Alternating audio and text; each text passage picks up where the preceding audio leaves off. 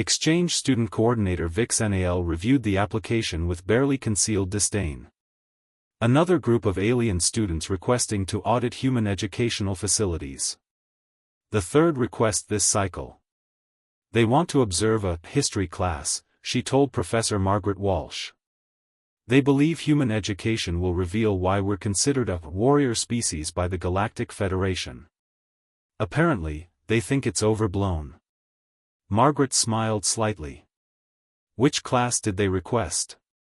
Standard curriculum. Earth history, 20th century. Oh. Margaret's smile widened. Well, this should be educational. For them. 3 days later, 6 alien students settled into the back row of Margaret's classroom at New Boston Academy.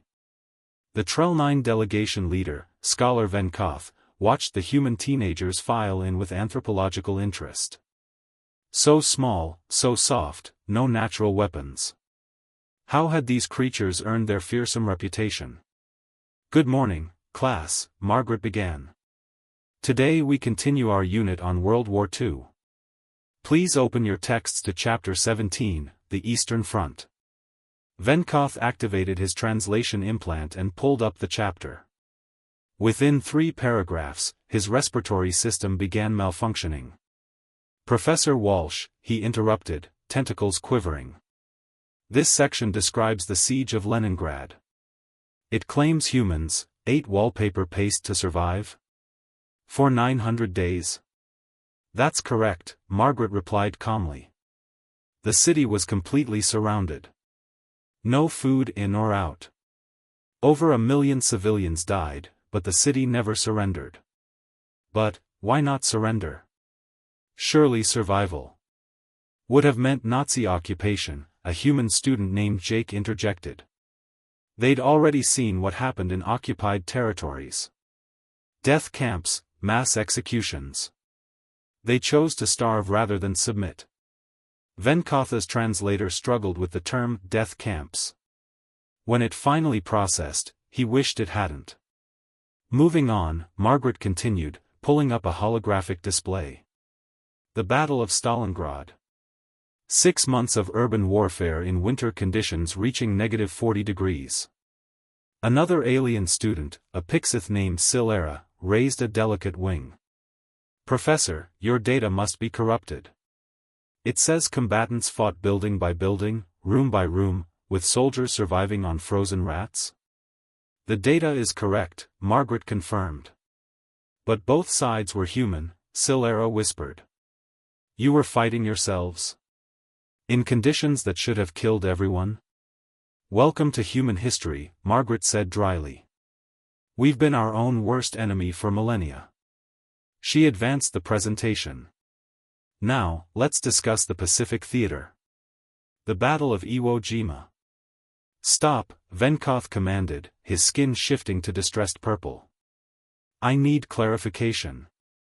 This image shows humans charging fortified positions with. What are these? Flamethrowers, a student named Chen supplied. Weapons that spray burning liquid. You weaponized fire? We weaponized everything, Margaret said. The atomic bomb, which we'll cover next week, weaponized the fundamental forces of the universe. The alien students sat in horrified silence as Margaret continued through her lecture. The D-Day invasion. Kamikaze pilots.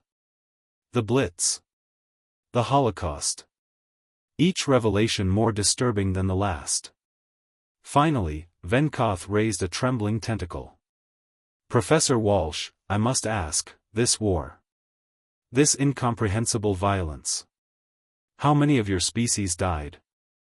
Approximately 70 to 85 million, Margaret replied. Both military and civilian. That's more than the entire population of the Trell 9 homeworld, Venkoth breathed. Surely this nearly destroyed your species? A human student named Maria laughed, actually laughed. World War II? That was like 80 years ago. We recovered in, what, a decade? 2? Recovered? Silera's wings were trembling. How? Humans are resilient, Margaret said simply. Class, can someone explain the post-war economic boom? As the human students casually discussed rebuilding civilization after apocalyptic conflict, the alien observers sat in stunned silence. During the break, Venkoth approached Margaret, his entire body language screaming distress. Professor, I must ask. This curriculum, it's designed to traumatize students, yes? To prepare them for military service? Margaret looked genuinely confused. Traumatize? No, this is standard education. We teach children history so they understand where we came from. You teach children this? Starting around age 10, yes. Age-appropriate versions, obviously. Venkotha's skin went completely white. The 16-year-olds in this room just spent an hour discussing industrialized genocide and nuclear weapons with the same tone my species uses to discuss agriculture. Well, it did happen, Margaret said. Ignoring history doesn't change it. That evening, Venkoth filed his report to the Galactic Federation Education Committee. It was marked urgent and flagged for the Defense Council. The humans are not exaggerating their capabilities, he wrote. If anything, they undersell them. They teach their children, about conflicts that would end civilizations. They discuss their own species' capacity for destruction with clinical detachment. They learn about horrors that would break our warriors, and they consider it basic education. He paused, composing his thoughts.